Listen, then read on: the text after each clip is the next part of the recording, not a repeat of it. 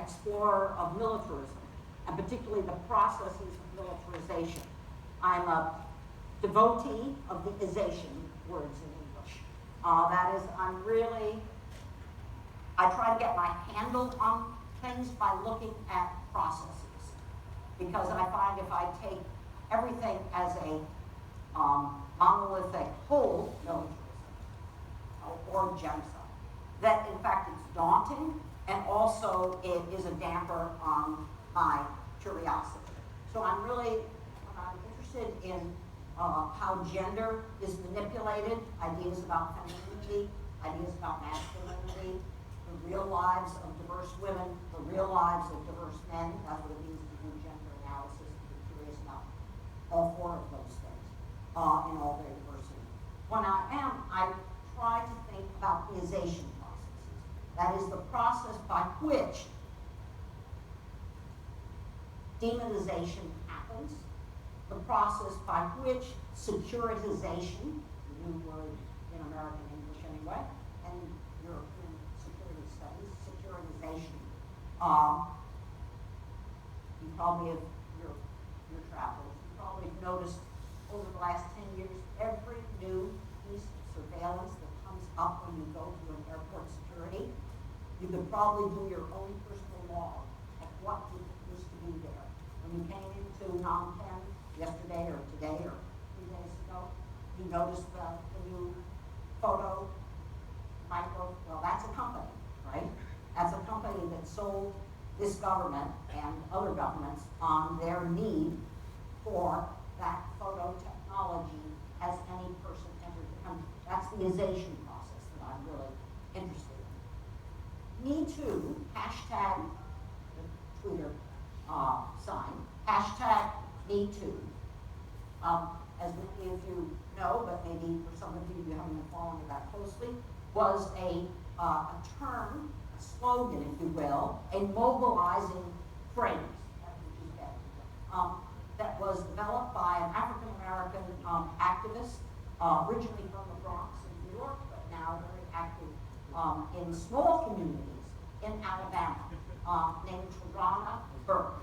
And she's the first one who created hashtag, capital M-E, capital T-O-O, because she wanted the young African-American women that she was working with, very locally, out of the spotlight, in Alabama.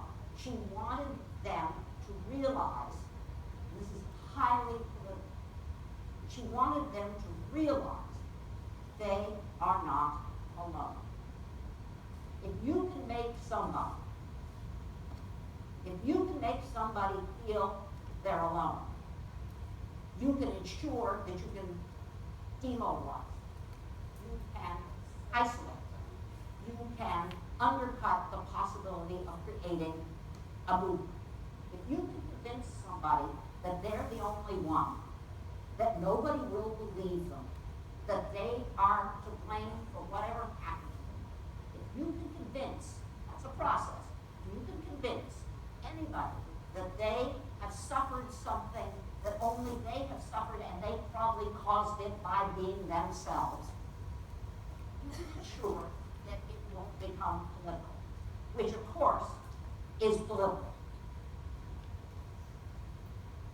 Tarana Burke created t-shirts that had, and she created a Twitter account, because the young African-American women she was working with were very media savvy, and they were on the hashtag Twitter accounts. She created a t-shirt that said, hashtag Me Too. The point of it was that other young men would say, You too. And once somebody says to you, You too, you're a movement. Because it takes you out of that self-blaming, self-shaming isolation that immobilizes and paralyzes you and protects the abusers and the harassers. Now, I know, just from reading the program, I love reading the programs, I know that so many of you study the processes by which silences are imposed and the resistance processes by which silences are broken. So that's in some ways one of the bridges between the #MeToo movement and the work that you're doing. We are, all of us, interested in how silence is imposed. Why is the imposition of silence in particular settings effective? And what happens and how does it happen when silences are broken? How much retaliation comes? How much bonding with others comes? Opposite. The other thing that is so I found myself thinking about when I realized I was going to be with you all is that thinking about Me Too and thinking about the studies you're all doing of the multiple instances of mass violence is that you and I and feminists that are involved in breaking the silences around sexual abuse and sexual harassment, you and I are always working on diverse scales of it. That is, people think about genocide and they think mass. And you come along and say, yeah, but no mass is just a mass. Every mass is made up of micro processes. And in fact, that's what your gift to the world is.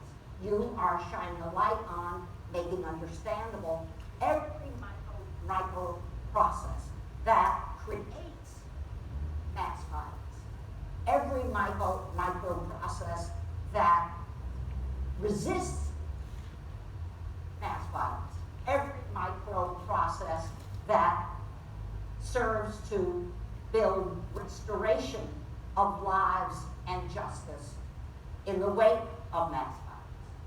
So one of the other bridges between the #MeToo movement against overwhelmingly men's violence against women, particularly in the workplace, but also in every site of ordinary life, and the work you're doing, is trying to develop methodologies, trying to develop language, trying to develop research designs that show the relationship between two very different scales in a way that you can convince other people that they should be curious about something they didn't think they could be curious about. They think about Darfur, they think about Ottoman Turkey, they think about 1930s, early 40s Germany, they think about Myanmar, and they think massively. And your job and your gift to all of us is you're saying, don't leave it at the mass level. Pay attention to micro processes, not in order to diminish the horror one should feel about learning about mass violence, but to understand it. And feminists, when they've been trying to think about sexual harassment and sexual abuse, and sexual harassment is on a spectrum of sexual abuse, feminists, at least for the last 40 years, have been trying to argue that point. Pay attention to the particularities of very diverse lives of girls and women, and don't merge girls with women. When you are talking about girls, make sure you say what's particular about being a girl versus being a woman. It's true of boys and men.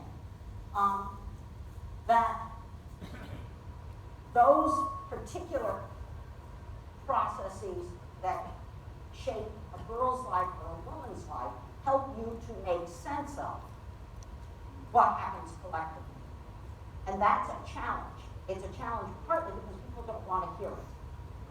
Right? They want to stay at the level of collective horror and think that oftentimes, and this is certainly true in working on violence against women in all kinds of settings, that people really kind of embrace a horror of the massive event, but really you have a hard time encouraging, nurturing, sustaining their curiosity about the micro event. Now, what feminists have found, all sorts of feminist researchers, some of whom are working for human rights organizations, some of whom are in universities, some of whom are journalists, is that in order to talk about causality, and that really is what we're about, we are students of what causes what. Yes, we're interested in impacts, and I work with a lot of people who work in international development organizations, and it's hard enough to get your supervisor, your boss, your funder, to really take seriously the gender differentiations of impacts. It's not as if impact analysis is the easy sell, but it's easier than the causality argument. That argument is that micro event, the sexual harassment that happens in the elevator. No, now I just went off. Are we here? Oh, there we are. See, the mic says Tonio, even on the stairway. Back into shape. Okay. That is that the sexual harassment that happens at the workplace around the coffee machine, behind, usually the woman's secretarial desk, in the elevator, at the pub, quote, after work to discuss work, that those microaggressions, usually of men, almost always against women, that those actually help explain the causality behind larger violent phenomena. That's a causal argument. And that's an argument that is hard to make. It's also hard to make because the more you try to talk about causality, the more distant you're likely to become to the story, what Harvey Weinstein did to a young scriptwriter in a particular hotel room. You move away from the story that gripped your audience in the first place. So, to start moving towards a discussion of causality, pay attention to what the South Korean male gymnast trainer did, this is real, did to the award-winning South Korean young girl gymnast, which is gripping South Korea, the story. Me Too is not just in the United States, you all know this. It's in Brazil, it's in Sweden, it's in South Korea, it's in Japan, it's in France, sometimes even more resistance than other times. In Poland, a lot of resistance. The story is gripping, because that's then scandal. To move from that and get your readers to travel with you, your listeners, your students, your audience, to travel with you to what does this mean for mass violence is much harder. I've learned you have to hold on to the storytelling. Don't ever give up storytelling. But you can't stay at the level of storytelling or all you've got is scandal. And scandal doesn't really prevent a future event. That is, people being scandalous. Watching China right now, where the Chinese government, which is very, as you all know, resistant to any wider resistance movements. There's a large business tycoon who's now been charged with a lot of evidence of sexually abusing a young girl from the countryside. What the government would like, as a lot of governments and a lot of our superiors and a lot of the directors of our institutions would like, is to keep it at the level of the individual scandal. Don't let anyone have a platform to argue, but this is the condition for girls and women in China today. Because then you've got the potential for unpopular resistance. So keep it at the level of scandal.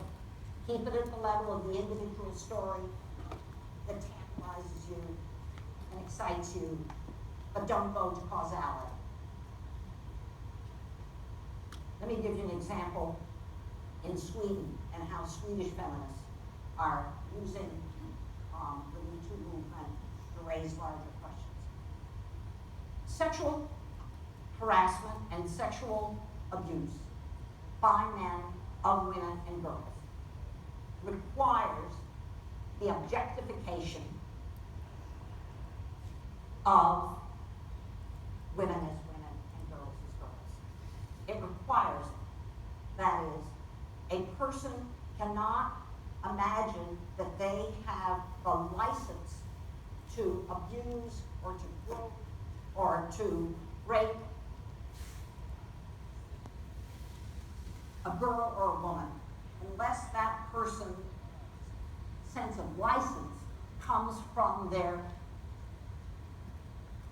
internalized belief that girls and women are there to be used as objects. Objectification, as you all know from your studies, is one of the several cornerstones of genocide. That is turning anybody or members of any alleged group into people that are not real humans. They are objects. They are objects of fear. They are objects of threat. They are objects of contempt. And contempt is what misogyny is all about. And so the Me Too movement and sexual harassment anti-sexual harassment movement starting in, to be very specific here, about 1979. That was when the term was first used. 1979. Always good, because many of you are historians, to historicize when random acts were conceptualized as a particular form of behavior. Conceptualization is a very important act of politicization, because so long as things can't be seen as, or so long as things are seen only as random, individualized, particular events, but not patterns, it's very hard to organize resistance against them. So one of the things that began happening amongst feminists in the labor movement was the creation of this term for a certain kind of behavior in the workplace called sexual harassment, 1979. Not 1969, not 1939, 1979. The Me Too movement builds on that understanding to the point that when you see sexual harassment now, you don't put it in quotes, do you? As if, oh, that's a known thing. Well, it wasn't in 1975. Objectification is a building block to more widespread violence. If it's not taken seriously as a pattern at the water cooler or in the elevator or in the pub after work, it will be very hard for it to be taken seriously in other settings. So, militarization also encourages objectification. And the reason that feminists study militarization, as Melanie does in her own work, as Sarah does in her work in Rwanda, many of you I know do this. What you're doing is watching the process of ization, the process by which not just military personnel, civilians become militarized. And to become militarized as a civilian, most militarists in the world today, 2009, most militarists in the world today are not members of uniformed military. Most people who have imbibed and internalized and wielded in their own lives militarized thinking are civilians. To militarize women is different than to militarize men. You've got to play on different notions of protector and protection. You've got to objectify some people and admire others. The processes of militarization precede genocide. The processes of objectification and demonizing precede genocide. We work across scales, you and I, because we realize that causality can never be at the mass level. Causality requires a kind of curiosity about the mundane, a kind of curiosity about the everyday, a kind of curiosity about the personal, a kind of curiosity about the private, which most people say aren't worth your time and effort and investigation. But you know they are. And they can only be done, I think, this is what I've learned because I spent a lot of years.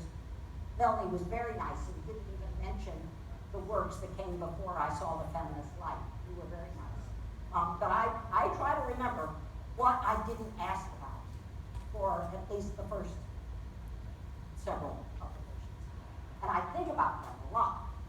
How come I managed to do all that work, which I thought I was interesting. I learned a lot anyway, and never asked gender questions.